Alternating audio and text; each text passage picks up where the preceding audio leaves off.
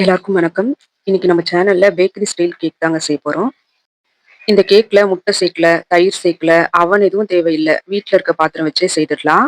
இந்த கேக்க யார் வேணாலும் செய்யலாம். பர்ஃபெக்ட்டா நம்ம பேக்கரியில வாங்கி சாப்பிடுற கேக்கோட டேஸ்ட் அப்படியே இருக்கும். இந்த ஒரு வீடியோலயே vanilla cake, vanilla chocolate cake இந்த 2 கேக்கையும் பட்டர் கிரீம் யூஸ் பண்ணி எப்படி ரிப்பன் கேக் செய்யலாம் அதையும் செய்து காட்டியிருக்கேன். வீட்லயே கேக் செய்யணும்னு நினைக்கிறவங்களுக்கு இந்த ரெசிபி கண்டிப்பா யூஸ்ஃபுல்லா இருக்கும். வாங்க ரெசிபி எப்படி செய்யறதுன்னு பார்க்கலாம். இந்த மாரி ஒரு குக்கர், இல்ல ஒரு அகலமான பாத்திரம் எடுத்துட்டு, அது அடியில ஸ்டாண்ட் வச்சுட்டு, ஒரு பெரிய பேஷன் கரெக்ட்டா மூடுற மாதிரி மேல மூடி போட்டு மூடிடணும். ஸ்டவ்ல சிம்ல வச்சுட்டு, இத 10 நிமிஷம் ப்ரீஹீட் பண்ணிக்கலாம். மிக்ஸிங் பவுல்ல சல்லட வச்சுட்டு, 1 கப் அளவு மைதா சேர்த்துடுறேன்.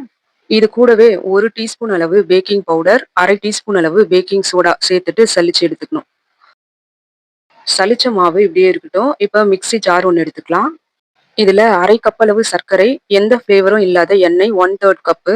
1/3 கப்னா 1/4 கப்புக்கும் கொஞ்சம் அதிகமா இருக்கும். மெஷர்மென்ட் கப் நீங்க வச்சிருந்தீங்கன்னா அதிலேயே குடுத்துருப்பாங்க. இதுல பால் 1/2 கப் அளவு சேர்க்கணும். நான் முதல்ல எண்ணெய் சேர்த்தேன்ல, அந்த கப்ல பால் சேர்த்துடுறேன். கேக் மிக்ஸ் பண்ணும்போது மீதி பால் சேர்த்து கலந்துக்கலாம். 1/4 டீஸ்பூன் அளவு வெண்ணிலா எசன்ஸ் சேர்த்துட்டு இத மிக்ஸில பிளெண்ட் பண்ணி எடுத்துக்கலாம். பாருங்க எவ்வளவு கிரீமியா இருக்குன்னு. இத அப்படியே எடுத்து மைதா மாவு மிக்ஸர்ல சேர்த்துடலாம். இந்த கேக்குக்கு முட்டை பிளேஸ்ல கண்டென்ஸ் மில்க் தான் சேர்க்க போறோம். 1/2 கப் அளவு கண்டென்ஸ் மில்க் சேர்த்துக்கலாம். இந்த கண்டென்ஸ் மில்க் இப்ப எல்லா சூப்பர் மார்க்கெட்லயுமே கிடைக்குது. சில மளிகை கடையிலேயே கூட வச்சிருக்காங்க. இப்ப ஸ்பேட்டூலா வச்சு ஒரே பக்கமா மிக்ஸ் பண்ணிக்கலாம். ஸ்மூத்தா கட்டி இல்லாம மிக்ஸ் பண்ணிக்கணும். நான் 1/2 கப் அளவு பால் சேர்க்கணும்னு சொல்லியிருந்தேன்ல, அந்த பேலன்ஸ் பாலை இப்ப சேர்த்துட்டு திரும்ப ஒரே பக்கமா மெதுவா கலந்துக்கலாம். பேட்டர் நல்லா ஸ்மூத்தா இருக்கணும். கட்டி எதுவும் இருக்கக்கூடாது. நான் இதுல சொல்லியிருக்க இதே அளவுகளை ஃபாலோ பண்ணா கேக் பர்ஃபெக்ட்டா வரும். இப்ப நமக்கு பர்ஃபெக்ட்டான கேக் பேட்டர் ரெடி ஆயிடுச்சு. இப்போ கேக் டின்னோ இல்ல ஏதாச்சும் ஒரு டிஃபன் பாக்ஸ் கூட எடுத்துக்கலாம். இதுல எண்ணெய ஸ்ப்ரெட் பண்ணிட்டு மேல மைதா மாவு போட்டு கொஞ்சம் ஸ்ப்ரெட் பண்ணிக்கலாம். பாருங்க இந்த மாதிரி பண்ணிக்கணும். இந்த மாதிரி செய்யறதுனால நமக்கு கேக் ட்ரேல ஒட்டாம வரும். இப்ப கேக் பேட்டரை ட்ரேல செட் பண்ணிட்டு நல்லா டேப் பண்ணி விடலாம். இப்படி தட்டணும் 2, 3 தடவை. இப்படி தட்டும்போது உள்ள இருக்க ஏர் பபிள்ஸ்லாம் ரிலீஸ் ஆகி கேக் நமக்கு நல்ல ஸ்பான்ஜியா கிடைக்கும். இப்ப கேக் ட்ரேய நம்ம ப்ரீஹீட் பண்ணி வச்சிருக்க பாத்திரத்து உள்ள வச்சுட்டு மேல மூடி போட்டு மூடிட்டு அது மேல ஒரு வெயிட் வச்சிடலாம். இது ஒரு 45 நிமிஷம் அப்படியே இருக்கட்டும். ஸ்டவ் மீடியம் ஃப்ளேம்ல இருக்கணும். நீங்க ஃபர்ஸ்ட் டைம் ட்ரை பண்றதா இருந்தா ஒரு 30, 35 நிமிஷத்துல எடுத்து ஒரு தடவை டூத் பிக்கோ இல்ல ஏதாச்சும் ஒரு குச்சியோ வச்சு வெந்துருச்சான்னு செக் பண்ணிட்டு திரும்ப ஒரு 10 மினிட்ஸ் விட்டுட்டு அதுக்கப்புறம் திரும்ப செக் பண்ணிக்கோங்க. ஸ்டவ் ஹை ஃப்ளேம்ல வைக்க வேணாம். ரொம்ப லோ ஃப்ளேம்லயும் வைக்க வேண்டாம். மீடியம் ஃப்ளேம்ல இருந்தா சரியா இருக்கும். எனக்கு சரியா 45 மினிட்ஸ்ல கேக் ரெடி ஆயிடுச்சு. இப்ப நான் இத எடுத்து வெளிய வச்சுடுறேன். இது சூடு நல்லா ஆறணும். நல்லா ஆறுனதுக்கு அப்புறம் கட் பண்ணிக்கலாம். இந்த மாரி கத்தி வச்சு ஓரங்கள்ல எடுத்துட்டு தட்டுக்கு மாத்திக்கலாம். பாருங்க கேக் ட்ரேல இருந்து எவ்வளவு அழகா கேக் பிரிஞ்சு வந்திருக்குன்னு. நான் கேக்க 2ஆ கட் பண்ணிக்கிறேன். ஒண்ணு வந்து நார்மல் வெண்ணிலா கேக்குக்காக கட் பண்ணி எடுத்துக்க போறேன். ஒண்ணு வந்து ரிப்பன் கேக் ரெடி பண்றதுக்காக எடுக்க போறேன். அதனால நடுவுல 2 பாதியா அப்படியே கட் பண்ணிக்கிறேன். பாருங்க கேக் எவ்வளவு மெத்து மெத்துன்னு ஸ்பான்ஜியா இருக்குன்னு. இத இப்படியே ஸ்லைஸ் போட்டு சர்வ் பண்ண வேண்டியதாங்க. Bakery style vanilla cake ready.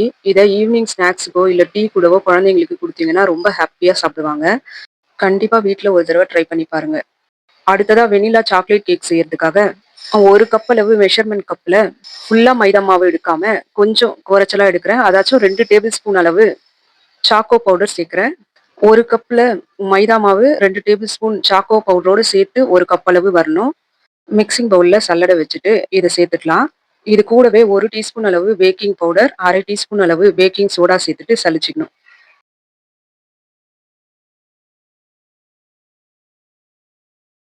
சலிச்சதும் இத ஓரம் வச்சுட்டு வெண்ணிலா கேக் எப்படி செய்தோமோ சேம் ப்ரொசீஜர் தான். அதே மாதிரி மிக்ஸி ஜார்ல 1/2 கப் அளவு சர்க்கரை, 1/3 கப் அளவு எந்த ஃப்ளேவரும் இல்லாத எண்ணெய், அதே 1/3 கப் அளவு பால் சேர்த்துட்டு கூட 1/4 டீஸ்பூன் அளவு வெண்ணிலா எசன்ஸ் சேர்த்துட்டு பிளெண்ட் பண்ணிக்கணும்.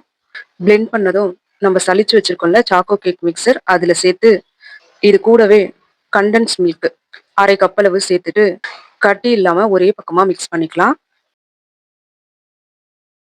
கொஞ்சம் மிக்ஸ் பண்ணதும் 1/2 கப்பு பாலுக்கு பேலன்ஸ் இருக்குல்ல அந்த பாலையும் சேர்த்துட்டு நல்லா மிக்ஸ் பண்ணிக்கலாம். ஸ்மூத் பேட்டரா கட்டி இல்லாம ஒரே பக்கமா பொறுமையா மிக்ஸ் பண்ணிக்கணும். இப்ப நமக்கு சாக்லேட் கேக் பேட்டர் ரெடி ஆயிடுச்சு. கேக் ட்ரேல எண்ணெய் தடவிட்டு மைதா மாவு ஸ்ப்ரெட் பண்ணி வச்சிருக்கேன். இதுல கேக் பேட்டரை சேர்த்துட்டு 2, 3 தடவை நல்லா டேப் பண்ணிட்டு முன்னாடியே ப்ரீஹீட் பண்ணி வச்சிருக்க பாத்திரத்துல கேக் ட்ரேவ வச்சிடலாம். வச்சுட்டு மேல மூடி போட்டு மூடிட்டு அது மேல வெயிட் வச்சிடலாம். இது ஒரு 40ல இருந்து 45 மினிட்ஸ் இப்படியே இருக்கட்டும். ஸ்டவ் மீடியம் ஃப்ளேம்ல இருக்கு. 45 நிமிஷம் ஆயிடுச்சு. நமக்கு வெண்ணிலா ஸ்பாஞ்ச் கேக் நல்லா வெந்து வந்திருக்கு. இத எடுத்து வெளிய வச்சு ஆற வச்சுக்கிறேன். ஆறுனதும் கட் பண்ணிக்கலாம். கேக் நல்லா ஆறியிருக்கு. இப்ப நான் தட்டுக்கு மாத்திக்கிறேன். நான் சாக்லேட் கேக்கையும் 2 பாதியா கட் பண்ணிக்கிறேன். நடுவுல ஒரு பாதி ரிப்பன் கேக் செய்யறதுக்காகவும், ஒரு பாதி அப்படியே சாப்பிடவும் ரெடி பண்ணிக்கிறேன். இப்ப பாருங்க வெண்ணிலா ஸ்பாஞ்ச் கேக் நமக்கு எப்படி வந்திருக்கோ, அதே மாதிரி வெண்ணிலா சாக்லேட் கேக்கும் நமக்கு சூப்பரா வந்திருக்கு. இந்த கேக் சாக்லேட் ஃப்ளேவரோட சாப்பிடவே ரொம்ப டேஸ்ட்டா இருக்கும். வீட்ல ஒரு தடவ செய்து பாருங்க. எப்படி இருந்ததுன்னு கமெண்ட்ஸ்ல சொல்லுங்க. அடுத்ததா ரிப்பன் கேக் ரெடி பண்றதுக்காக, இப்ப மீதி இருக்க வெண்ணிலா ஸ்பாஞ்ச் கேக்கையும், வெண்ணிலா சாக்லேட் கேக்கையும் மேல எக்ஸ்ட்ரா இந்த மாரி தூக்கிட்டு இருக்குல்ல, அதெல்லாம் கட் பண்ணிட்டு நீட் பண்ணிடுறேன். அப்புறம் சைட்ல குறுக்க இந்த மாதிரி 2ஆ கட் பண்ணிக்கலாம். 2 கேக்கையும் குறுக்க கட் பண்ணி பாருங்க 4 பீஸா வச்சிருக்கேன். கேக்குக்கு நடுவுல வைக்கிறதுக்காக பட்டர் கிரீம் ரெடி பண்ணிக்கலாம். நான் இதுக்காக அன்சால்டட் பட்டர் ரூம் டெம்பரேச்சர்ல 50 கிராமுக்கும் கொஞ்சம் அதிகமா எடுத்திருக்கேன். இது வந்து 100 கிராம் இருக்கு. இதுல பாதியும் கொஞ்சம் எக்ஸ்ட்ராவும் எடுத்துக்கிறேன். இது கூடவே ஐசிங் சுகர் 1 டேபிள் ஸ்பூன் அளவு முதல்ல சேர்த்துட்டு விஸ்க் வச்சு நல்லா கலந்துக்கிறேன். ஐசிங் சுகர்னா 2 டீஸ்பூன் அளவு சர்க்கரைக்கு 1 டீஸ்பூன் அளவு கார்ன்ஃபிளவர் சேர்த்து மிக்ஸில நல்லா பவுடர் பண்ணி எடுக்கணும். இதுதான் ஐசிங் சுகர். முதல்ல நம்ம சேர்த்திருக்க சுகரும் பட்டரும் நல்லா மிக்ஸ் ஆகுற மாதிரி கலந்துக்கலாம். நம்ம இதுல சேர்த்திருக்க ஐசிங் சுகர், பட்டர் நல்லா மிக்ஸ் ஆகணும். இதுல நான் மொத்தமா 4ல இருந்து 5 டேபிள் ஸ்பூன் அளவுக்கு ஐசிங் சுகர் சேர்த்திருக்கேன். ஒரு தடவை ஐசிங் சுகரும் பட்டரும் நல்லா மிக்ஸ் ஆனதும் திரும்ப இன்னொரு தடவை இன்னொரு டேபிள் ஸ்பூன் அளவு சேர்த்து மிக்ஸ் பண்ணிக்கலாம்.